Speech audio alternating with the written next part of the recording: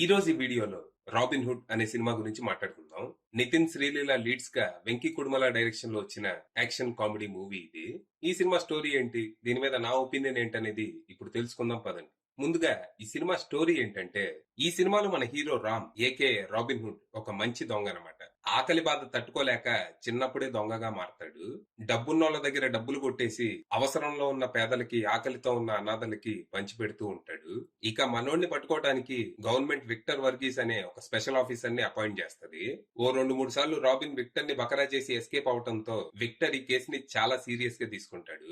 తన కోసం సిటీ అంతా జల్లెడ పడుతూ ట్రాప్ సిద్ధం చేస్తూ ఉంటాడు. రిస్క్ ఎక్కువ అయిపోవడంతో రాబిన్ కూడా దొంగతనాలు మానేసి ఓ సెక్యూరిటీ ఏజెన్సీలో జాయిన్ అవుతాడు. ఇక ఇదే టైంలో పెద్ద బిజినెస్ మ్యాన్ కూతురైన మన హీరోయిన్ నీరా వాసుదేవ్ ఓ ఇంపార్టెంట్ పని మీద ఆస్ట్రేలియా నుంచి ఇండియాలో ఉన్న రుద్రకొండ అనే ఊరికి వస్తది. ఇక్కడ తనకి సెక్యూరిటీగా మన రాబిన్ ఉంటాడు.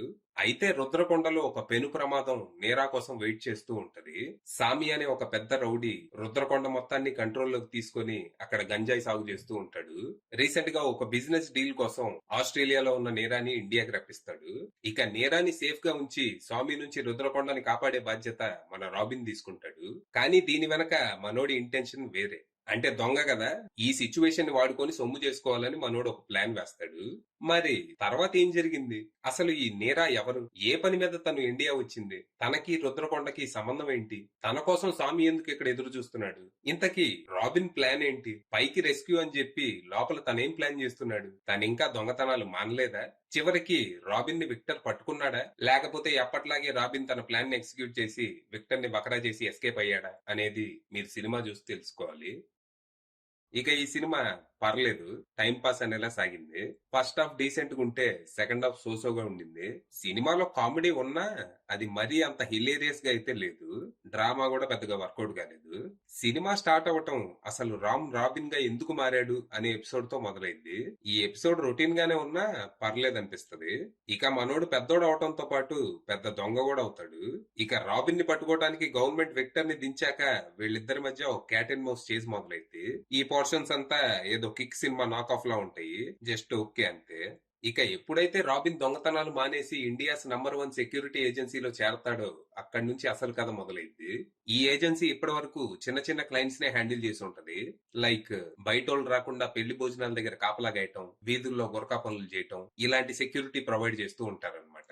రాబిన్ వచ్చాక మొత్తం సెటప్ మార్చేసి తన మాయలేదో తను చేసి ఒక పెద్ద క్లయింట్ ని పట్టేస్తాడు. తనే మన హీరోయిన్ నీరా. ఈ క్యారెక్టర్ బానే ఉంది. నేను బాగా తెలివైన దాన్ని అనుకునే తింగర్బుచ్చి క్యారెక్టర్. తనకి రాజేంద్ర ప్రసాద్ గారు ప్లే చేసిన ఏజెంట్ జాన్ స్నోకి మధ్య వచ్చే కొన్ని సీన్స్ బాగానే నవ్విస్తాయి. తర్వాత మెల్లిగా రుద్రకొండ, ఆ ఊరి సమస్య, ఆ ఊరికి నీరాకి ఉన్న సంబంధం ఏంటి అనేది రివీల్ చేస్తారు. వన్స్ కథ రుద్రకొండకి షిఫ్ట్ అయ్యాక ఇక అక్కడే ఉండిపోద్ది. రాబిన్ విక్టర్ ట్రాక్ ని కంప్లీట్ గా పక్కన పడేస్తారు. మళ్ళీ క్లైమాక్స్ లో విక్టర్ ఎంట్రీ ఉంటది, ఈడింకా బతికే ఉన్నాడా అని. ఇలాంటి చిన్న చితకా క్యారెక్టర్ల కోసం చాకో లాంటి యాక్టర్ ఎందుకో మరి కంప్లీట్లీ వేస్టెడ్. ఇక వన్స్ కథ రుద్రకొండకి షిఫ్ట్ అయ్యాక అక్కడ స్వామి చేసే అరాచకాలు, దాన్ని ఆపటానికి రాబిన్ చేసే ప్రయత్నాలంటూ మిగిలిన సినిమా సాగిపోద్ది. మధ్య మధ్యలో రాబిన్ నీరా ప్రేమ కథ నడుస్తూ ఉంటది. ఇక్కడ హీరో పైకి ఊరిని రెస్క్యూ చేస్తున్నట్టు కనిపించినా లోపల డబ్బుల కోసం ఏవేవో ప్లాన్లు వేస్తూ ఉంటాడు. రౌడీలతో డీల్ మాట్లాడుకోవటం, నేరాన్ని పడేసి పెళ్లి చేసుకుంటే వేల కోట్లు వస్తాయని ఆశపడటం లాంటివి చేస్తూ ఉంటాడు. అయితే ఈ సీన్లు నన్నైతే కన్విన్స్ చేయలేదు. ఇది కమర్షియల్ సినిమా, ఇందులో హీరో ఎన్ని అదవ పనులు చేసినా అది లోక కళ్యాణం కోసమే అని మనకు తెలుసు. అనుకున్నట్టే లాస్ట్ లో హీరో అసలు ఇంటెన్షన్ ఏంటో రివీల్ అయ్యాక అదే రొట్ట అనిపించక మానదు. అంటే రెగ్యులర్ మాస్ కమర్షియల్ సినిమాలు ఎలా ఉంటాయి, ఊరుకో సమస్య, ఆ సమస్య తీర్చడానికి హీరో ఎక్కడి నుంచో వస్తాడు, సాల్వ్ చేస్తాడు, లాస్ట్ లో అసలు నేనెవరో తెలుసా అని ఒక జఫా ఫ్లాష్ బ్యాక్ చెబుతాడు. ఇక్కడ అంతే. అయితే కథా కథనాలు బాగా రొటీన్ గానే ఉన్నా సినిమా అయితే ఎక్కడ బోర్ కొట్టదు. ఫస్ట్ హాఫ్ లో Rajendra Prasad comedy, second half లో వెన్నెల కిషోర్ కామెడీ, మధ్య మధ్యలో శ్రీలీల కామెడీతో సినిమా అలా సాగిపోయింది. ఇక రామ్ గా రాబిన్ హుడ్ గా నితిన్ బానే చేశాడు. యాక్టింగ్ కి మరీ అంత స్కోప్ లేని రెగ్యులర్ రొటీన్ క్యారెక్టర్ అయినా తన సెటిల్డ్ యాక్టింగ్ అండ్ స్వాగ్ తో బానే ఎంటర్టైన్ చేశాడు. ఇక నీరాగా శ్రీలీల కూడా బానే చేసింది. సినిమాలో తను వేసే జోకులకి అందరికీ నవ్వు రాకపోవచ్చు, నాకైతే వచ్చింది. ఇక ఏజెంట్ స్నోగా రాజేంద్ర ప్రసాద్ గారు, జ్యోతిగా వెన్నెల కిషోర్ ఫుల్ గా ఎంటర్టైన్ చేశారు. ఇక విక్టర్ గా షైన్ టామ్ చాకో కంప్లీట్లీ వేస్టెడ్ అనిపించగా, విలన్ గా దేవదత్త పర్లేదు అనిపించాడు. ఇక సినిమాలో మిగిలిన ఆర్టిస్టులంతా ఎవరి క్యారెక్టర్ తగ్గటోళ్ళు బానే చేశారు. ఇక జీవి ప్రకాష్ కుమార్ కుమార్ అందించిన పాటలు బ్యాక్గ్రౌండ్ స్కోర్ అట్టట్టా ఉండగా సినిమాటోగ్రఫీ ప్రొడక్షన్ వాల్యూస్ బాగున్నాయి. ఇక డైరెక్టర్ వెంకీ కుడుమల విషయానికి వస్తే తన పనితనం జస్ట్ ఓకే. రొటీన్ కథా కథనాల్ని తీసుకొని దాన్ని కొంచెం డిఫరెంట్ గా చూపించే ప్రయత్నం అయితే ఏదో చేశారు గానీ అది మరీ అనుకున్న రేంజ్ లో అయితే వర్కౌట్ అవ్వలేదు. ఫైనల్ గా చెప్పేది ఏంటంటే ఎలాంటి ఎక్స్పెక్టేషన్స్ పెట్టుకోకుండా టైం పాస్ కోసం అయితే ఈ దొంగ కోసం థియేటర్కి వెళ్ళొచ్చు. అవసరం లేదనుకుంటే దొంగ మీ ఇంటికి వచ్చేదాకా ఆగొచ్చు. అది.